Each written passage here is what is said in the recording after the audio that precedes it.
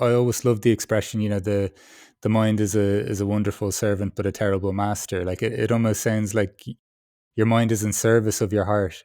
That's really interesting. So this is probably the most recent work that I am aware of doing. I think, it's like everyone.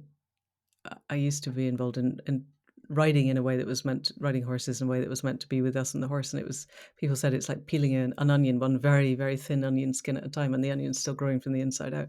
And I think spiritual endeavor is like that, spiritual practice is like that. I become aware of what I'm doing sometime after I've been doing it.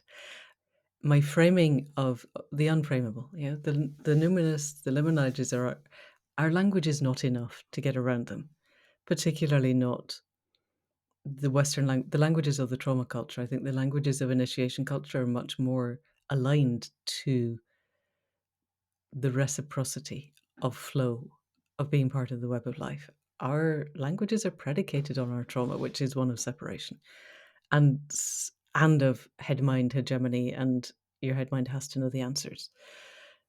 So trying to reach forward into a space where it's possible to explain the unexplainable, explain what heart mind connection could feel like as we edge towards it is a kind of ongoing task, and I'm not sure I'm particularly good at it, but I keep refining the edges of it. And so I think one of the things for me where I've got to most recently, this year's module inside Accidental Gods, because I kind of unpick and realize I'm making assumptions, and that if I ask people, let's say, to give gratitude for what it is that they are intending, and I realize that they don't know how to frame total heart exploding gratitude for something, that's in itself is a hard task. So that's this year is how do we explore heart mind? And for me at the moment, we have three pillars of our heart mind: gratitude, compassion, and the third one, the key, is joyful curiosity. And joyful curiosity says, wow, that's amazing. That moment that just passed, this moment now, this is amazing. I wonder what happens next. And in the framing of that, in the Hobbesian neurophysiology of firing and wiring, I wonder what happens next gives my head mind the permission to not know. And I think it's critical that we just keep asking that, keep sitting in that awe and wonder and fascination. And I just watched the leaf on the tree and it just flickered across my vision, and wow, that's amazing. I wonder what happens next, without feeling the need to predict. And then for me, the world becomes alive in ways it isn't otherwise. The edges of things become crisper, the colors become more saturated.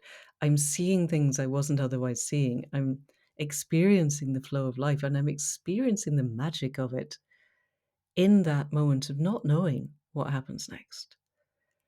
And the relief and release of my head mind of not having to predict is like somebody lifting the weight of 10 people off my shoulders. It's amazing and lovely and beautiful.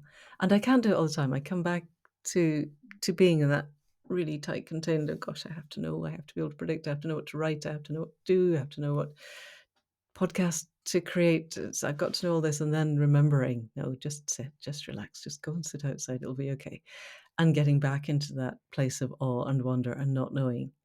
And at least I've done that often enough now to know that it works, even if I fall off the balance beam in the moment all the time. But I know that I've done it and I know how to get back on. And the moment, that's as good as it gets.